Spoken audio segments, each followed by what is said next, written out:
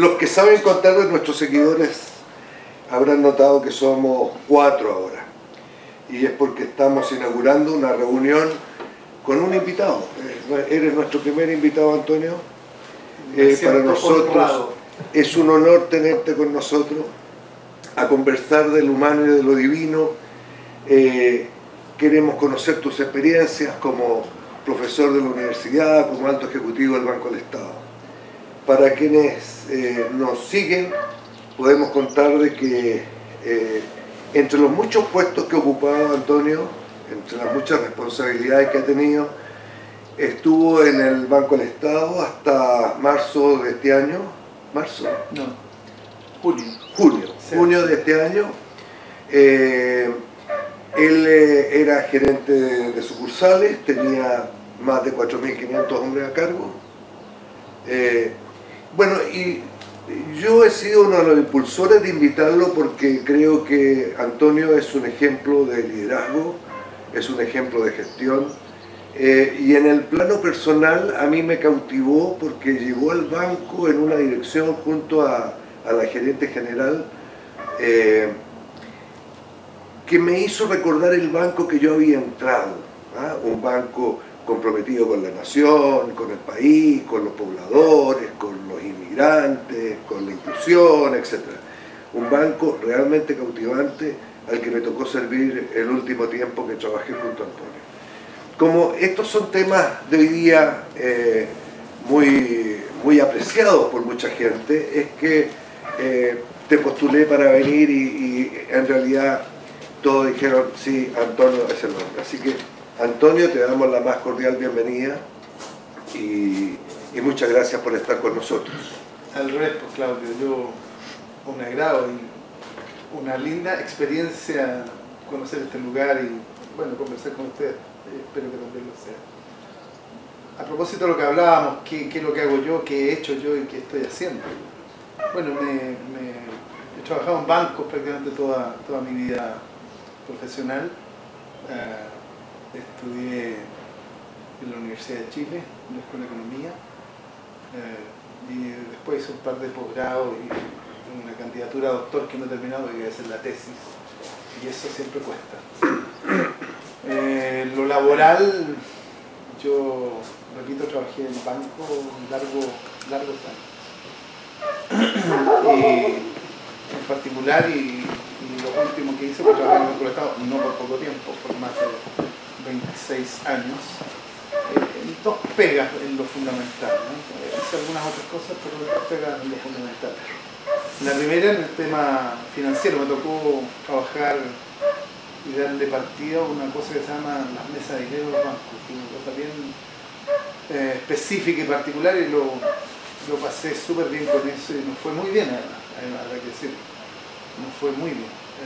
Y no es raro que no haya ido bien, no porque seamos muy listos, sino porque en ese tremendo banco hacer esa pega probablemente es bastante más simple que hacer de nosotros. Entonces no fue bien. Déjame hacerte un comentario al respecto y les quiero contar a ustedes, Miguel Ángel y Eduardo.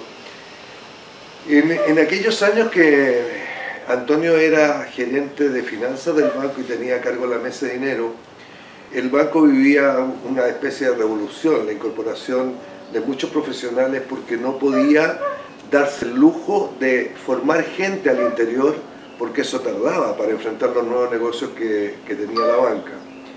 Y Antonio fue tal vez el único gerente que estuvo dispuesto a trabajar con los FUNCA, que se llamaban los funcionarios de carrera, con los profesionales. A los FUNCA los hizo estudiar y a los profesionales les dijo que tenían que respetar a los FUNCA.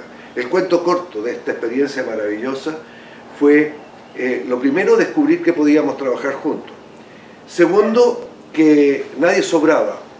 Y tercero, y lo más importante, la mesa de dinero de Antonio fue una mesa de trabajo que era prácticamente de donde se proveía a las demás mesas de dinero de Chile.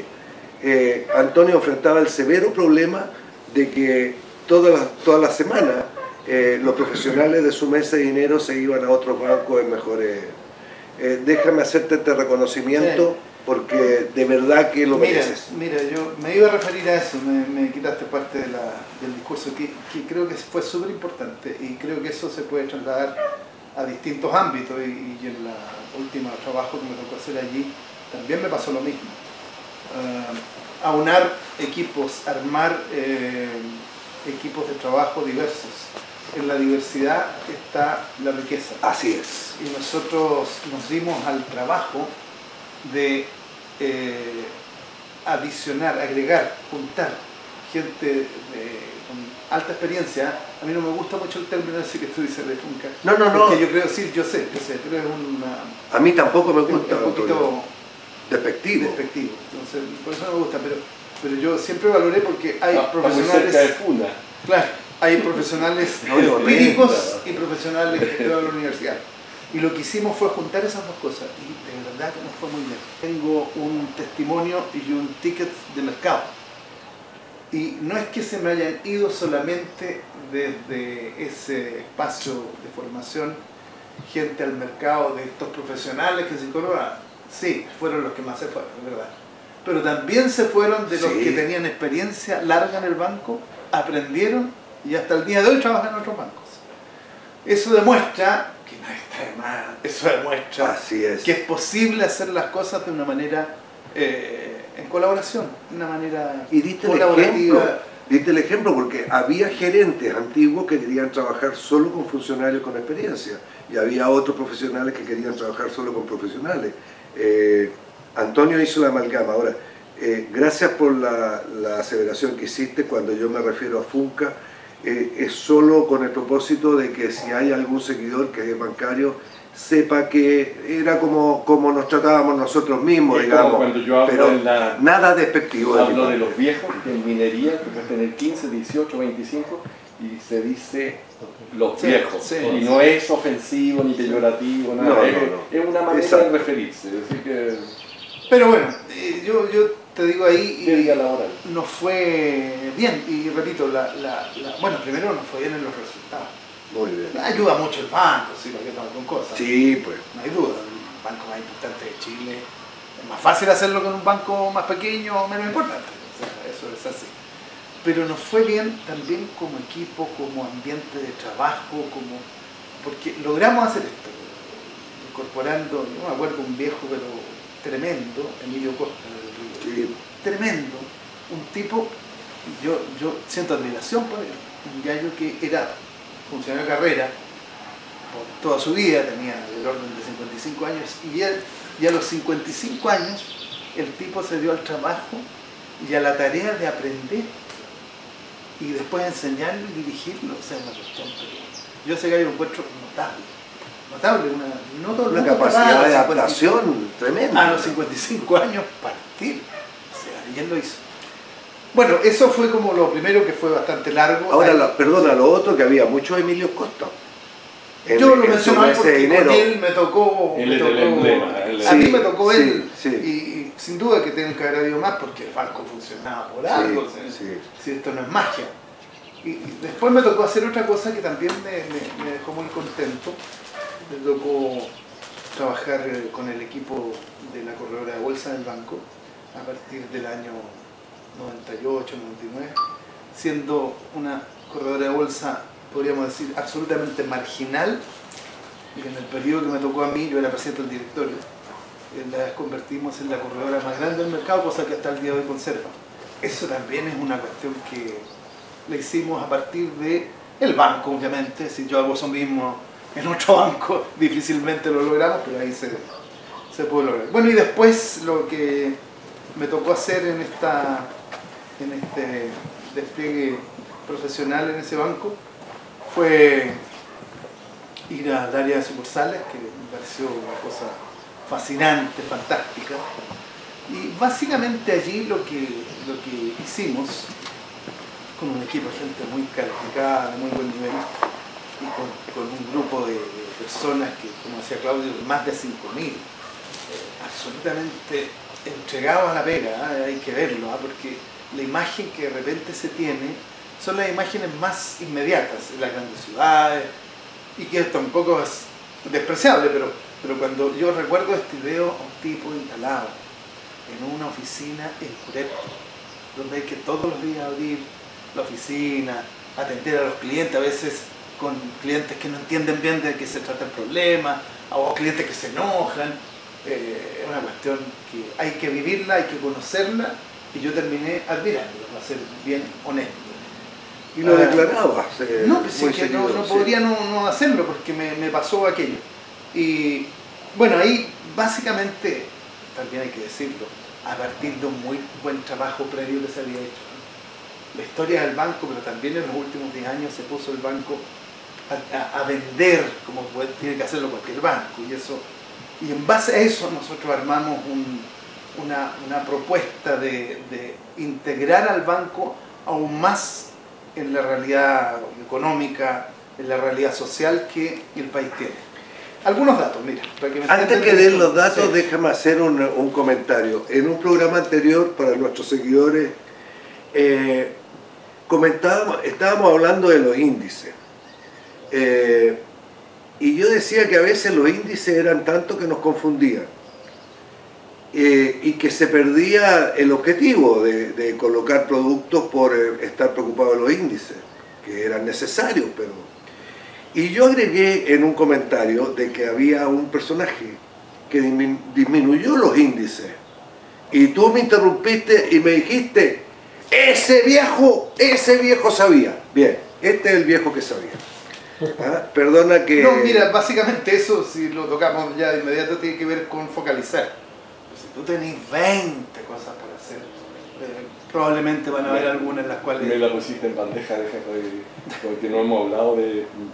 hemos sido bien coloquiales, pero yo fui alumno de David Norton y después de Samuel Catan, los autores del Balance Scorecard, y ambos decían, mira,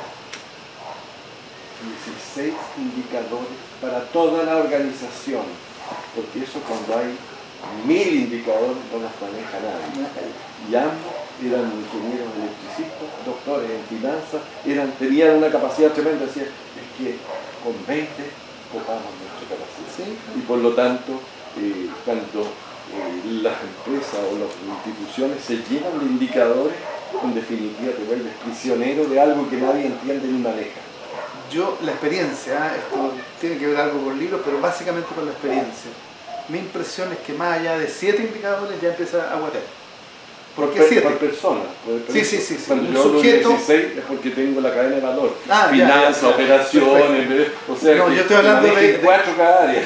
Un sujeto con más de 7 ya empieza a guatear. No, porque algo que tenga una incidencia de un 2%, créeme que no tiene ningún valor para quien lo está ejerciendo. Yo creo que ahí hay un tema muy de fondo. Es que ahí está lo difícil de encontrar. Sí. ¿Dónde se mueve la aguja y qué es lo esencial? Ahora, yo tampoco estoy tan convencido, y de nuevo por la experiencia, de que todo tenga que ver con los indicadores. Te voy a contar una experiencia, una anécdota, experiencia. No sé cómo la pongo llamar, es más bien experiencia. Pero quiero terminar con lo otro que quería decir, y algunos datos. Nosotros somos un país más o menos hoy día, inmigrantes incluidos, del orden de 18 millones de personas. Cuando a mí me encomendaron la tarea de dirigir las redes sucursales, yo te diría que básicamente fueron el propósito de colocar en relieve esta tarea. Era una tarea que estaba, por razones diversas, que evidentemente obedecerán a la historia, de eso no lo sé a esta altura, pero estaba como subvalorado esto. Lo valoramos, lo colocamos en un primer nivel. Eso me pareció algo bien concreto, y había formas de hacer lo que lo hicimos. Nos preocupamos de seleccionar al contingente, básicamente y principalmente de directivos, pero también hacia abajo, con opiniones diversas y colegiadas. Eso también fue otra cosa que hicimos. Mejoramos todos los indicadores de venta, de clima laboral, todos, invariablemente año a año. En Great Place to Work partimos en el orden de 80 y terminamos en el orden del 90, digo entre el 2014 y 2017. Y eso tiene que ver con valorar a la gente, no fue otra cosa. Pero hubo otra cosa más. Y había una gran preocupación por el bienestar de la gente. Sí, claro. A mí me llamaban y me decían, deje que su gente se vaya temprano, quítenle la atención. Es evidente, porque al final, ¿cuánto más vende esta cosa de los horarios, por ejemplo? ¿Qué significado tiene si tú haces lo que tienes que hacer? Obviamente, un banco que abra a las 9 y el cajero tiene que estar. O sea, no, claro, ahí. Pero lo que quería contar, 18 millones de personas, y nos dimos cuenta que había aproximadamente 1.200.000 personas, o sea, algo parecido al 7-8% de la población, un poquito más incluso, que no tenía acceso a banco. Y una tarea que se nos dio, fue armar un modelo para poder abrir oficinas en lugares donde no existía banco. ¿En base a qué? Obviamente este es un banco en base a que fuese al menos sostenible, que quedara punto de equilibrio. Al menos punto de equilibrio, ojalá con rentabilidad. Una segunda, y así por lo demás fue con rentabilidad, lo que alcanzamos a ver. Una segunda cosa es que fuese en lugares donde existiera una gran necesidad. Cifra, tú recibiste el banco con ausencia del Banco del Estado en N comunas, sí. Y al final lo entregaste ¿cómo? Mira, si uno considera el proyecto completo, lo que iba, deberíamos llegar al orden de un 95%, y estábamos como en un 70 y tanto, 80. Y eso tiene que ver con una cuestión económica más grande, más amplia, más importante. Una economía es desarrollada y funciona de manera eficiente si existe acceso a los ciudadanos, a los actores económicos de manera equivalente. Y eso en Chile, de hecho, todavía no pasa en muchos ámbitos, pero aquí estoy hablando del geográfico, que es como, podríamos decir, lo mínimo que uno quiera, ¿cierto? Una anécdota. Y por eso decía, una anécdota, una experiencia. Las Condes viven, hasta donde me acuerdo, 217.000 personas. ¿Saben cuántas oficinas de banco hay? 197, 98. Una concentración brutal. Está bien, es negocio, funciona, está bien, yo no veo ni un problema. Si uno se va por estas carreteras tan potentes que hay hoy día, llega a la comuna del Espejo, que está carreteras mediante, bueno, si te dan Transantiago te podemos hablar un poquito más, pero carreteras mediante, tú puedes llegar de Las Condes a Los Espejos en 20 minutos, media hora. Bueno, ahí viven 110.000 personas, o sea, la mitad más o menos de Las Condes. ¿Cuántas oficinas de banco? Uno podría hacer la pregunta para ver equidad, equilibrio, sociedad igualitaria, etcétera, y sociedad más eficiente. Después lo digo por qué. ¿Cuántas oficinas de banco hay en Los Espejos? La pregunta. 2. Una. No hay ninguna. Bueno, vamos a abrir una oficina que la van a abrir por estos días, entre paréntesis. Yo lamentablemente no voy a poder estar ahí, pero me hubiera encantado verlo, porque eso es una preocupación que de verdad... Ninguna ya me parece ofensa. Es una cosa que no solo te puedes molestar, porque a mí me molestó mucho y me provoca y me da ira, porque ahí es donde está patente la diferencia y la desigualdad que el país tiene, ¿verdad? Entonces, ¿qué es lo que tiene que hacer un banco público? Guardando, y esto es bien importante, el nivel de equilibrio de sustentar y pararse en sus propios pies, o sea, no perder plata con lo que haga, eso de todas maneras, pero ¿qué tiene que hacer? Darle acceso igualitario al menos.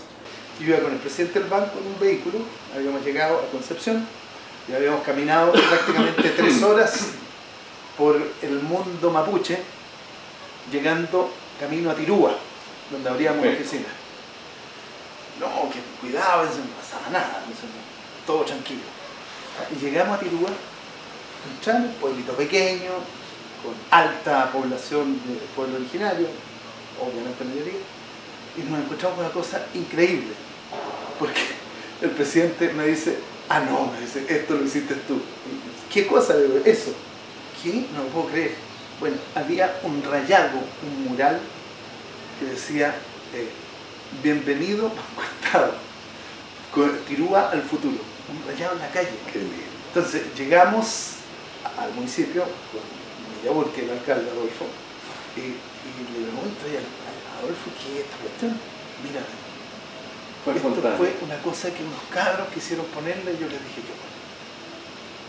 pero esta cuestión, yo lo voy a tomar fotos, le dije, esta cuestión es increíble. Tómasela, me dijo, y no es más que esto, o sea, nada detrás, ni antes ni después, es eso. Entonces cuando tú te encuentras con eso te das cuenta de lo que significa abrir un banco en Futrono, abrir un banco en Olmué. Tú me puedes creer que en Olmué no había un banco, y cuando yo lo contaba, en Olmué no hay banco, ¿no? Tiene más de 15.000 habitantes, ¿verdad? Si yo soy capaz de seducir a las personas para que entren en una lógica de colaboración, no de competencia. Ahí me jode un poquito esta cosa de los bonos, el desempeño. Ahí yo tengo una desintonía con eso. Pero bueno, porque creo que las cosas al final, las motivaciones de las personas no pasan no solo necesariamente por la luz. Seguro. No es que no deban estar, sí deben estar, pero si es solo eso, es poquito. Aprovecha, Eduardo, de comentarle la anécdota del alumno de Nueva Zelanda, porque yo concuerdo contigo en el yo también, espacio colaborativo, ¿no? Yo también. Pero estamos lejos de poderlo lograr, o sea, falta mucho.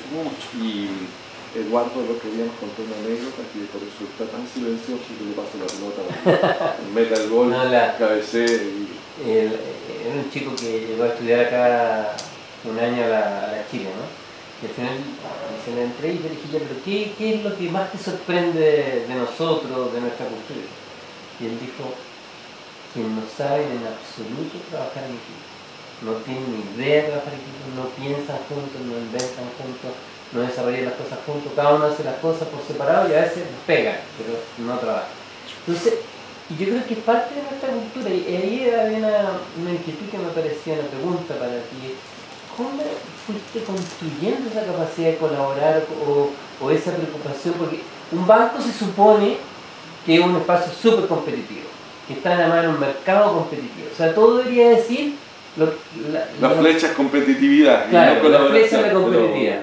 Y lo dice, no, es colaboración. Y mucha gente se asusta cuando uno dice colaboración porque cree que le van a atacar la capacidad de competir. Pero no, la colaboración colabora también con que a uno le vaya mejor. ¿Cómo hiciste tú para poner eso en la capacidad interpretativa, en la comprensión de la gente y en la habilidad o en las capacidades para poder producirlo? Mira, yo diría que básicamente una construcción que evidentemente se dio en un proceso no tan espontáneo. Ahí el jefe está empujando. De todas maneras. Pero también nos encontramos con un ambiente, que esto tiene que ver con la cultura del banco, Estado de Chile, el banco más importante que hay en este país, por lejos. La cultura que sí tenía esto llamado funcionario carrera, esta gente que venía, sí trabajaban colaborativamente. Y el punto es que en un ambiente, y particularmente en las mesas de dinero, te advierto que ahí sí que la cosa es competitiva. No, ahí es cuchillo. Por el concepto. ¿ya? No, claro, ahí la cuestión. Sin embargo, logramos, fíjate, hacer este mixture. Y Claudio lo mencionó.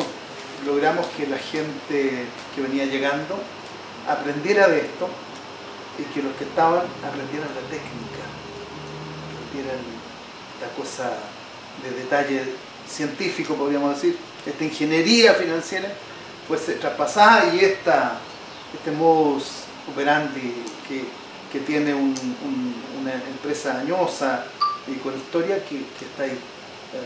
Fíjate que hay algo que distingue esa empresa y probablemente yo lo he conversado con gente de la papelera, del Mercurio, tiene que ver con empresas que tienen mucha historia, muchos años, donde la Gallá ha vivido altos, bajos y se da cuenta de lo que hay detrás de aquello. Tiene que ver básicamente con eso, tiene que ver con poner estímulos, poner estímulos que permitan que la gente se coloque en función de productividad y de mayor eficiencia. Pero no solo eso, hacer mucha conversación, hacer mucha integración. Lo que usualmente hice fue colocar una suerte de monitor, un sujeto con conocimiento institucional, por decirlo de alguna manera, y un sujeto con conocimiento técnico duro, ingenieril. Y siempre esto, y cuidar mucho que los sujetos que llevábamos de fuera tuviesen la capacidad de escuchar. No siempre nos fue bien, hay que decirlo. Perdona, te quería hacer una pregunta, pero ¿eso tú lo hacías intuitivamente o venías con un background? Porque yo... No, con un background, sí. Sí. Porque yo trabajo en cosas de business intelligence y de transformación digital y se llama, no sé si lo han escuchado, la célula. Sí. Y es exactamente lo que está explicando Antonio. O sea, alguien que sea del negocio, funcionario de carrera, que entiende el qué hacer, otro tecnócrata que de alguna manera no lo entiende pero tiene algo que aportar y que resulta no tan fácil de que conversen y en jerga, digamos, completa la célula, una cosa que se da en el rugby, que se llama el scrum, ¿ya? Que es como el articulador, y entre los tres van mirando problemas de cobranza, de crédito, de lo que sea, y van resolviendo problemas y funciona muy bien. Pero no es fácil armar, o sea, que la gracia, digamos, mucho a Antonio, y por eso le pregunto, ya me huele porque le calza perfecto la mesa de las tres patas. Lo acaba de explicar él, y él impulsó eso, y entonces fue un revolucionario anticipado, sin hablar de transformación digital, ¿no? Y el trabajo se da en ese juego. No, eso que tú dices es lo que hicimos.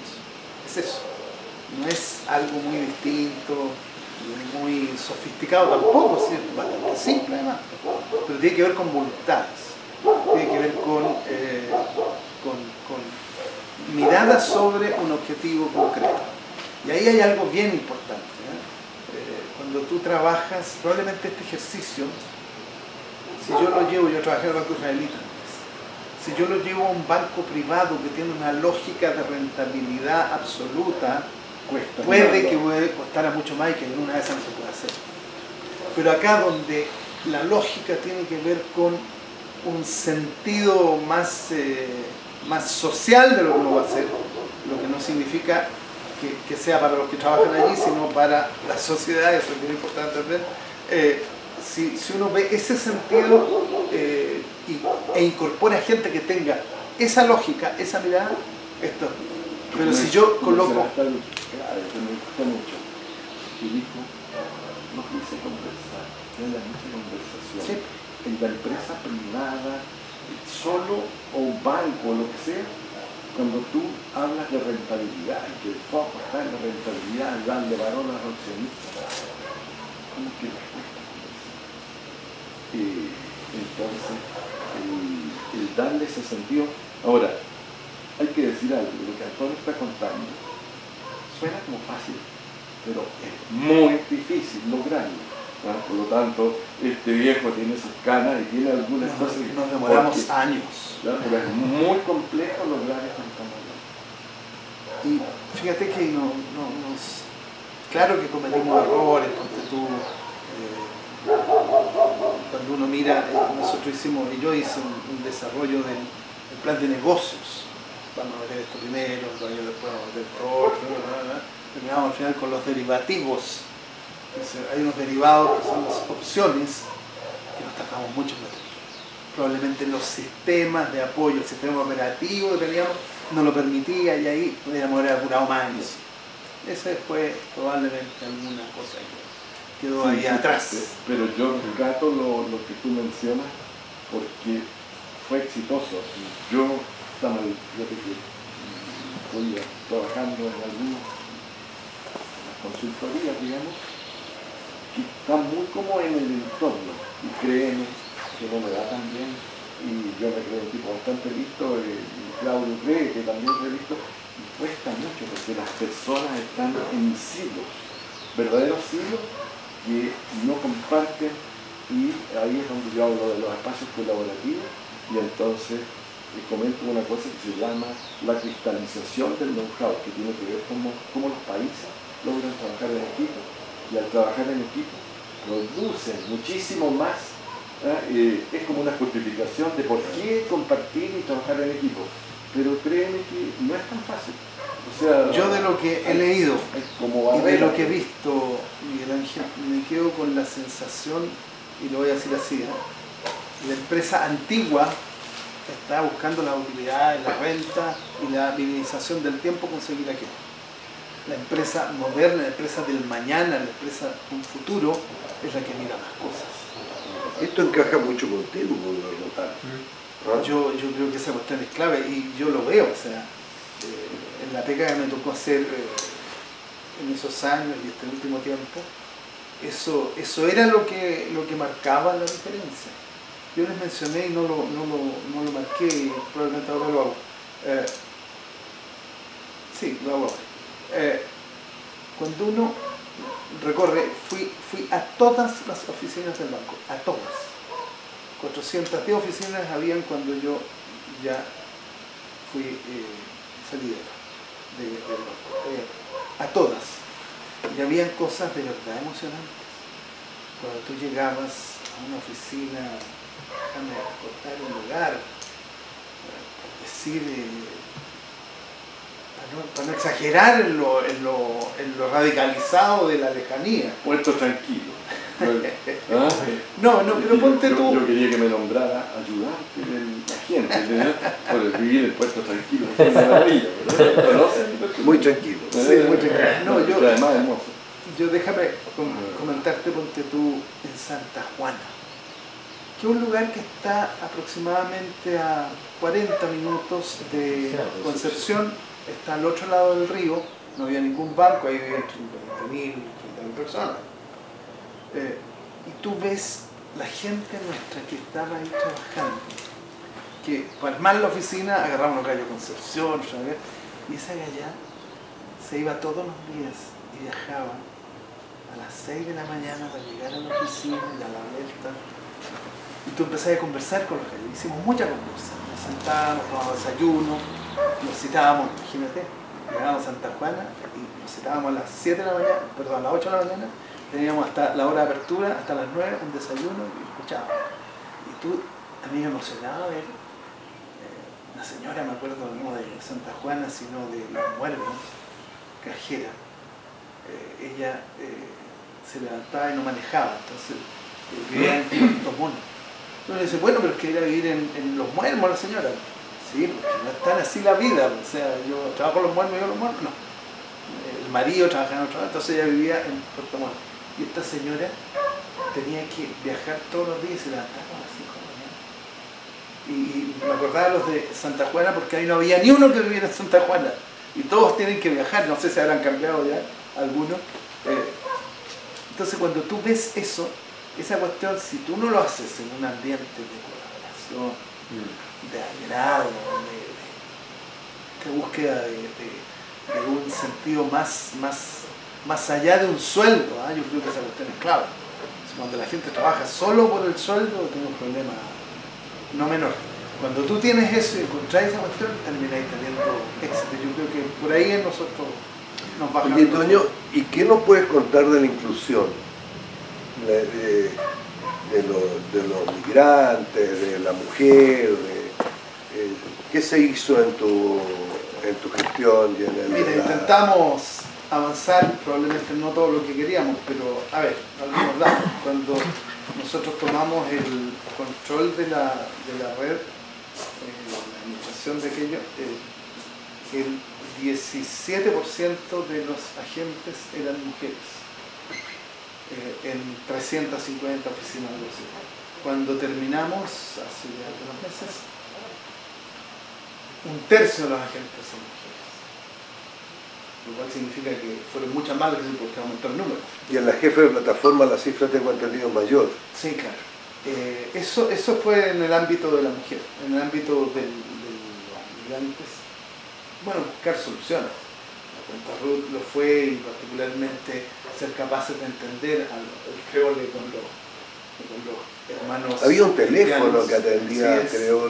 Que tenía el sentido de darle receptividad a tanta gente que llegaba y llega para poder atenderlos. Era dramático cuando yo me tocó más de una vez encontrarme con una de estas personas y no entendía el idioma y tampoco entendía lo que le decían ni nosotros a él, y ahí se armó esta plataforma telefónica que permitía escucharlo por lo menos y saber qué quería. Después hicimos también unos cambios en la inclusión para las personas con deficiencias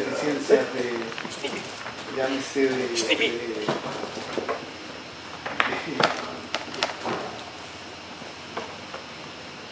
deficiencias de ciegos, sigan nomás. Personas con invalidez de diversa tipo, sordera, movilidad. Se les puso teclado especial en los toques famosos. Todas esas cosas que se hicieron tenían que ver con esos ámbitos de inclusión.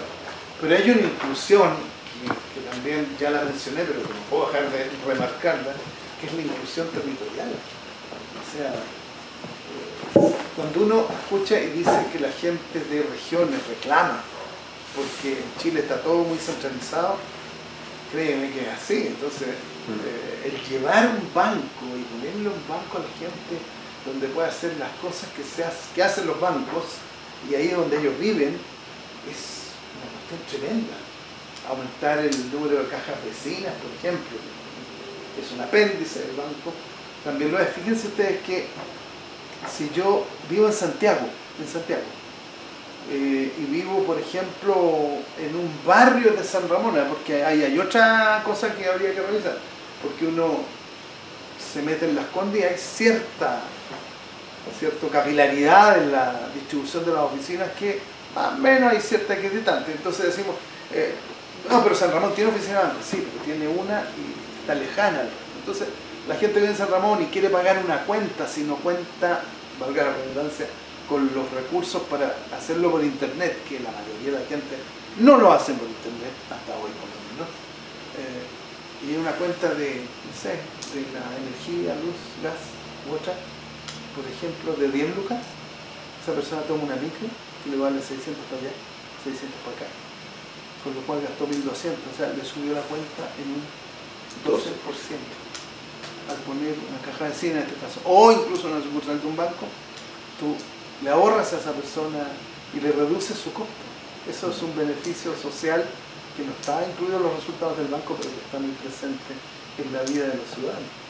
Ahí hay toda una serie de cosas que uno pudiera calcular. Nosotros nos quedamos muy contentos, digamos, de todo eso, porque de verdad hay un espacio de inclusión súper importante. Maravilloso. Súper importante. Maravilloso. Como lo es también lo de la mujer, como lo es también, hicimos un programa Crece Mujeres por Emprendedora, que crece colectiva, que permitía a la mujer integrarse, ¿no? Sí. Eso fue bien fuerte, pero eso de la territorial, créeme que hay un antes y un después. O sea, los pueblos, yo me acuerdo de un alcalde, perdona, una anécdota, dice, abrimos la sucursal y todo esto era en Alto Biobío, en Rarco.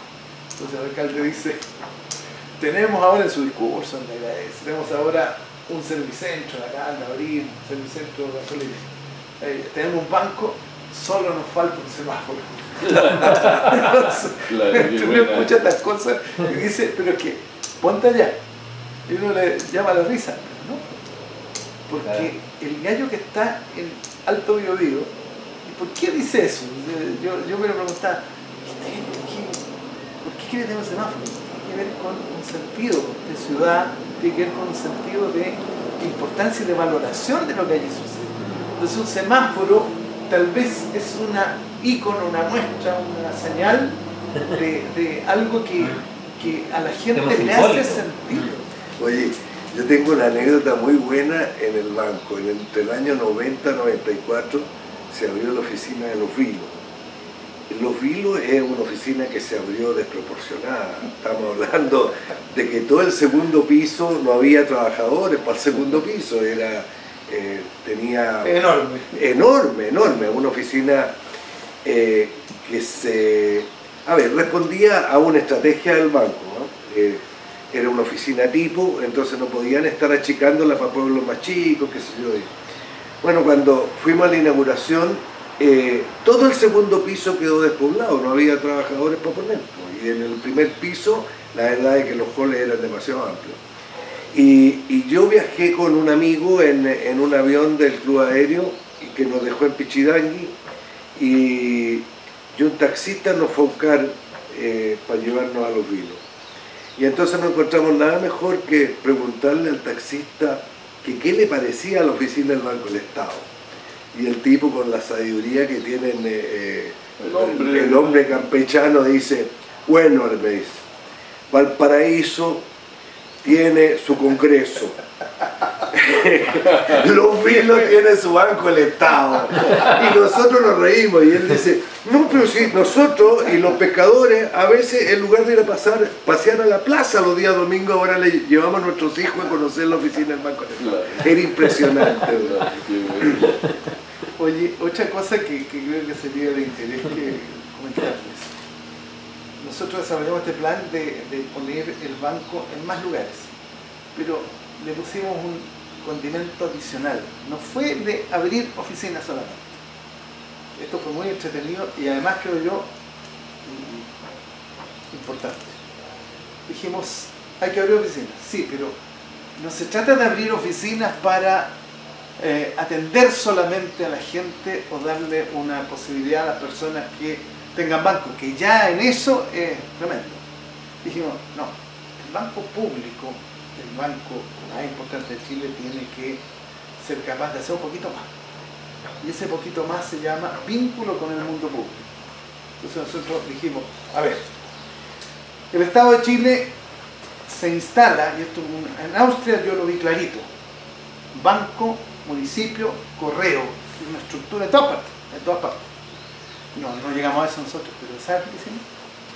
Nos dimos la tarea de convenir, acordar con todos los municipios donde abrimos, si no todos, la gran mayoría, de un acuerdo con el municipio, de modo tal de prestarle a la ciudadanía una entrega de servicios que fuese el registro civil, el municipio, la oficina de desarrollo comunal, el correo y el banco. ¿Y qué es lo que hicimos? Llevamos el banco y concluimos y convenimos con los alcaldes de turno, da lo mismo eso, ¿cierto?, en los municipios, e instalamos el banco en general en lugares del municipio. De modo tal entonces que en lugares como Tirúa, la vida se hace alrededor del municipio. Entonces el banco está ahí instalado, en el municipio. De modo tal entonces que el banco pasa a ser parte del servicio comunitario. Piensen ustedes que en Chile hay... Integración. En Chile hay... Y apunta a una cosa intuitiva que ahora se usa, que se llama economía colaborativa, que no es exactamente lo mismo, pero yo coincido plenamente con lo que Antonio está explicando, y le da como fortaleza a esta cosa del suma, el sumar esfuerzos, digamos, y hay economías de escala implícita incluso. Claro, porque si yo abro un banco solo para dar créditos de consumo, la verdad es que es muy caro, muy poco. Claro. En Chile hay cerca de 300.000 organizaciones de la sociedad civil. ¿Ustedes saben lo que son eso? ¿Saben lo que son las organizaciones de la sociedad civil?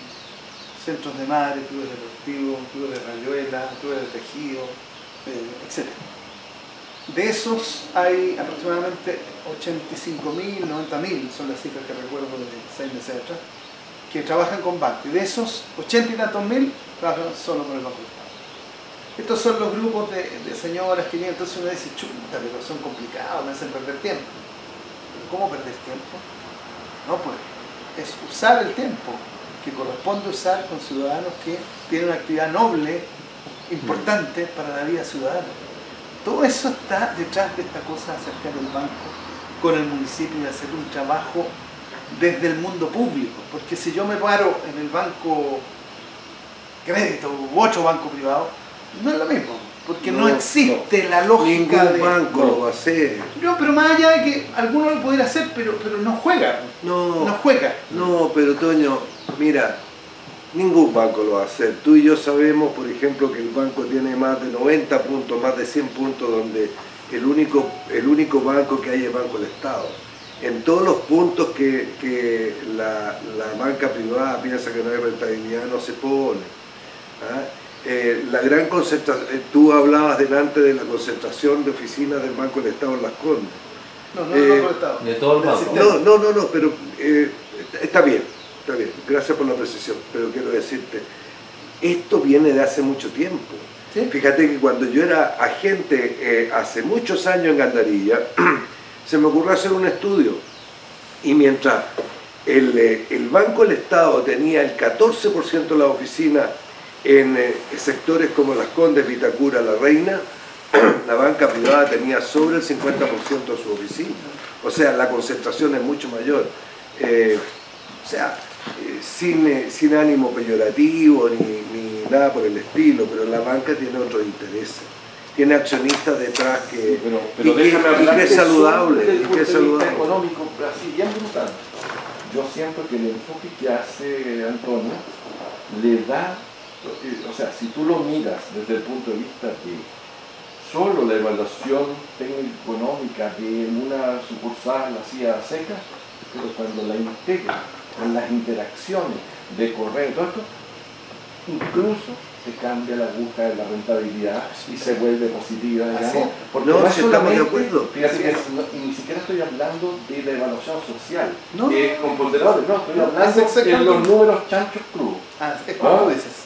Es como tú dices. Entonces, qué bueno, digamos. Muy interesante y este viejo tiene no solamente ideas, sino que tiene una experiencia más valiosa que nosotros. A mí me deja muy satisfecho esta conversación, porque creo que de alguna manera estamos descubriendo para personas que no conocen el verdadero sentido del Banco del Estado, que a veces no se aprecia en el día a día. Las personas, los chilenos, no saben el esfuerzo que hace el Banco del Estado por estar presente con ellos. Fíjate que el apéndice que habla Antonio, que son las cajas vecinas. Las cajas vecinas son más de 10.000 puntos que los pobladores tienen para ir a pagar las cuentas que nos hablaba. Cerca de 25.000. 25.000.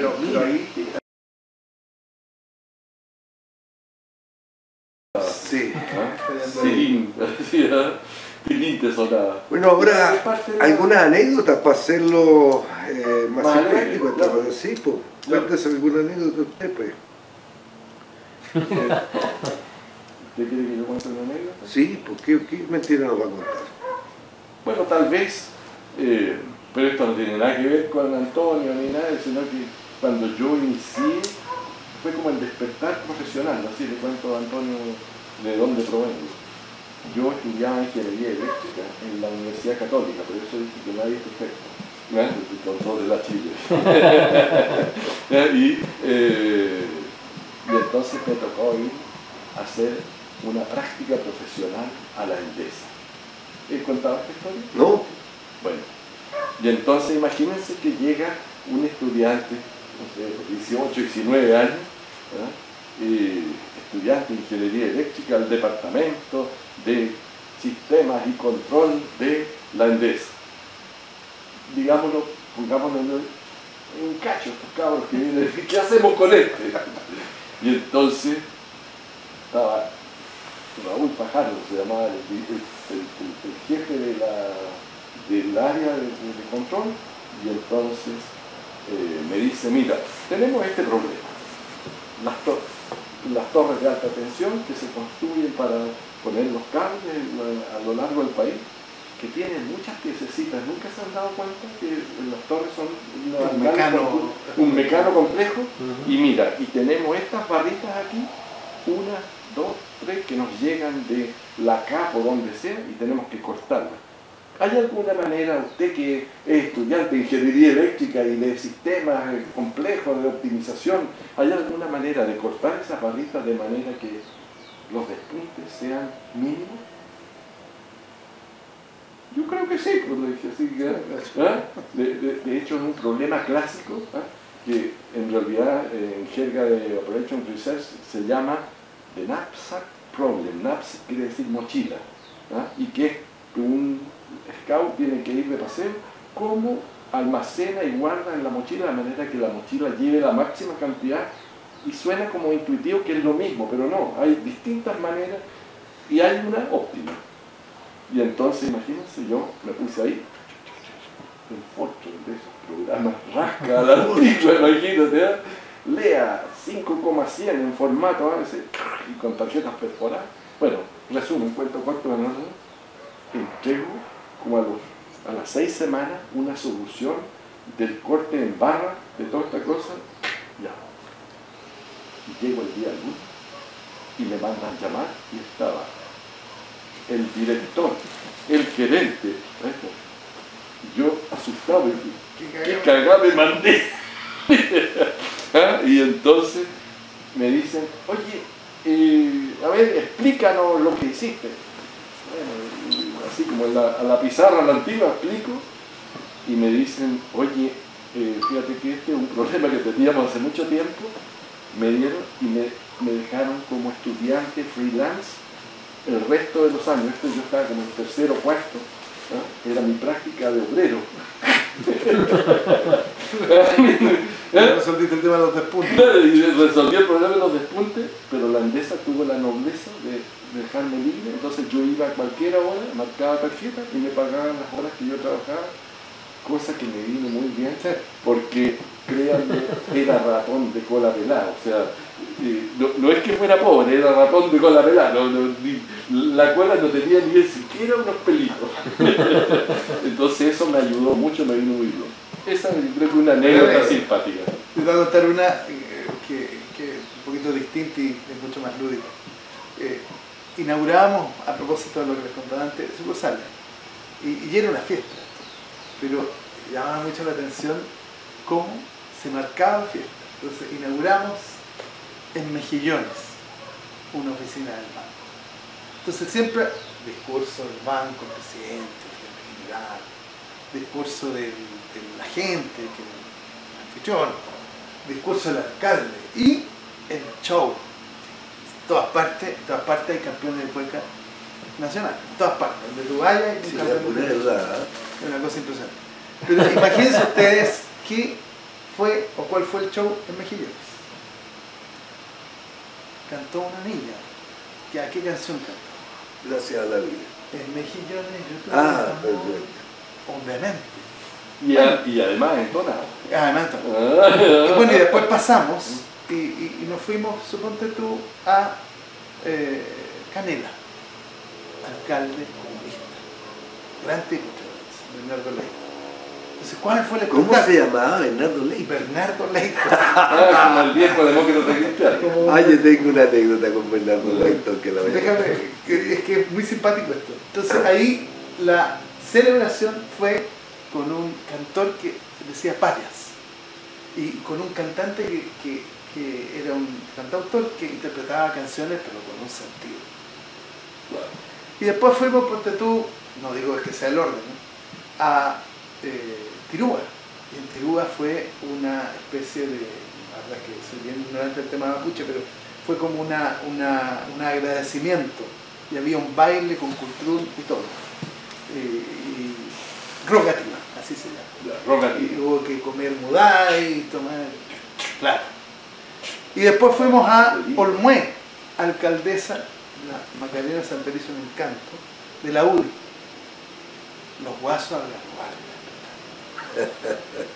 Entonces tú te vas encontrando a lo largo de Chile su lógica política por un lado, que la marca, que eran todos muy bonitos. Excelente. Y la lógica del lugar. Entonces la cueca en Kemchi, que está en Chiloé, bueno, ahí obviamente eran balsecitos chilotes los que se cantaron, pero en todos lados, muy bonito, en todos lados, con Bernardo, con la Macarena, con el Luis Mesías ahí en Kemchi. Una cuestión que uno dice, oye, este país es bien diverso y al final todo lo mismo. ¿Por qué? tanto Bernardo Leighton como la Macarena Santelice están igual de contentos por tener oficina del Banco del Estado, independiente de la posición política y tengan coincidencias plenas, y la comunidad, más allá de una cosa, aunaba esta cuestión del banco y uno dice, oye, en realidad este es el banco de todos los chilenos, este banco sí que es importante. Por eso yo marco a cada rato esto, que es el banco más importante de Chile. No hay nadie que tenga esa cantidad. Don Eduardo me tiene preocupado, está tan callado. Y en ese tiempo, yo sé que no eres demócrata cristiano, así que me atrevo a decirle, yo no sé si uno es más chico y ve las cosas.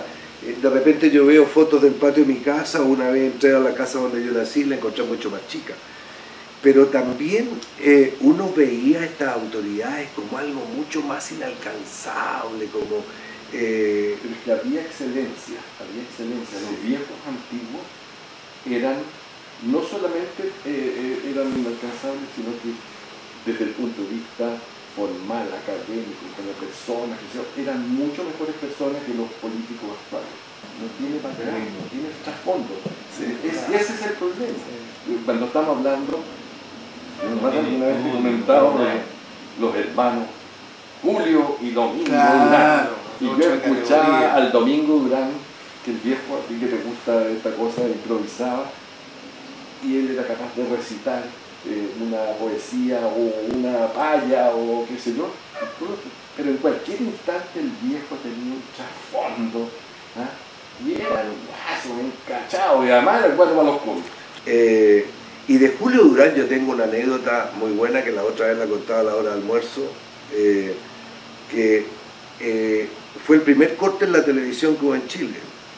Había un periodista que no era Lira Masi, ¿cómo se llamaba el periodista? No era Lira Masi, era Bustos, Burgos, era con B, que hablaba de una manera muy particular, entonces le dice, mire, señor senador, mire, senador Durán, la gente dice, la gente lo comenta, la gente por ahí, no soy yo, pero la gente cuenta que usted es paquetón.